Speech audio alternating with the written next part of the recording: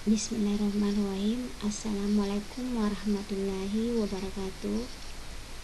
Selamat pagi anak-anak ibu semuanya. Semoga hari ini kita selalu dalam keadaan sehat walafiat.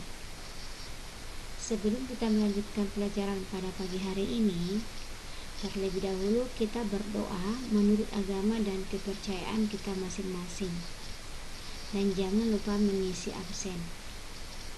Materi kita pada pagi hari ini adalah masih cerita fantasi.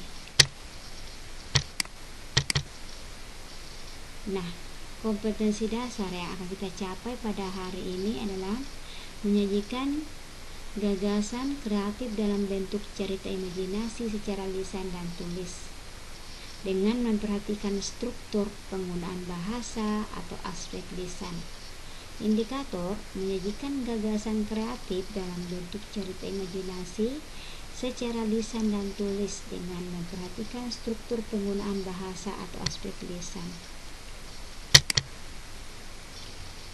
Menyajikan cerita fantasi ada dua cara. Yang pertama, merencanakan cerita fantasi, kemudian menulis cerita fantasi.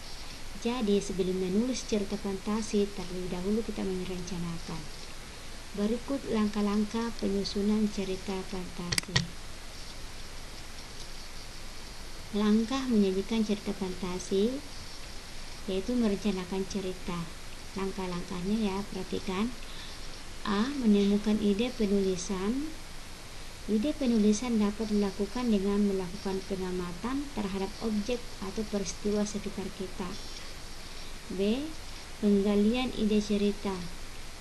Ide cerita dapat diperoleh dengan membaca buku pengetahuan dan buku ilmiah.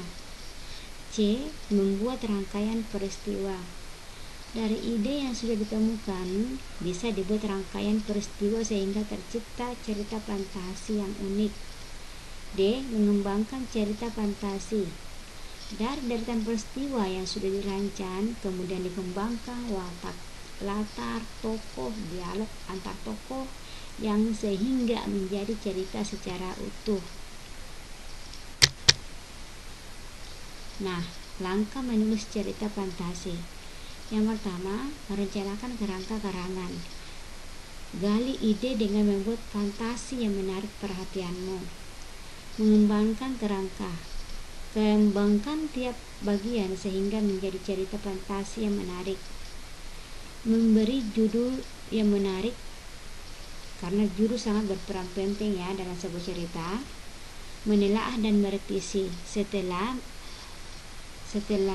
tulisannya selesai, minta saran dan masukan pada teman atau guru. Mempublikasikan. Pajang hasil karyamu di dinding atau unggah di media massa. Hias dengan kata dan gambar yang menarik. Pada pembelajaran hari ini, Ibu memberikan satu contoh teks cerita fantasi. Judulnya Burung Pipit dan Burung Nuri. Terdiri dari 4 paragraf ya.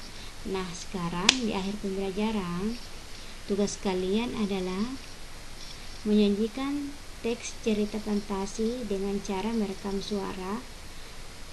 Masukkan ke dalam Google Classroom kalian masing-masing.